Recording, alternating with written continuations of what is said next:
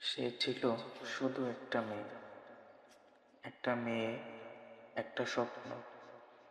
কিন্তু এই সমাজে যেখানে দানবরা মানুষের মুখোশ পরে ঘুরে বেড়ায়, যেখানে তার সরলতাই অপরাধ হয়ে দাঁড়ালো। মিরসরাই, লক্ষ্মীপুর, ভোলা, ঢাকা, গাজীপুর, মাগুরা, শহর ভিন্ন কিন্তু গল্প একই। একটা মেয়েকে ধর্ষণ করা হলো, আরেকজন চিরতরে নিঃশব্দ হয়ে গেল। আর সমাজ সমাজ স্ক্রল করতে থাকলো আর ভুলে যেতে থাকলো। সে চিৎকার করেছিল, কিন্তু এই পৃথিবী বধির ছিল।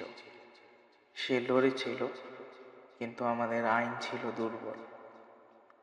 তারপর সমাজ কি বলল? সে কি পড়েছিল? সে রাতে কেন বেরিয়েছিল?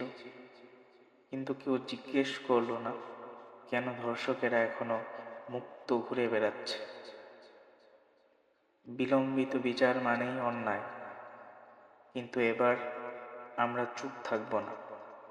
এবার আমরা জবাব চাই, কঠোর আইন চাই, দ্রুত বিচার চাই, শিক্ষা যা শিখাবে সম্মান, ভয় নয়।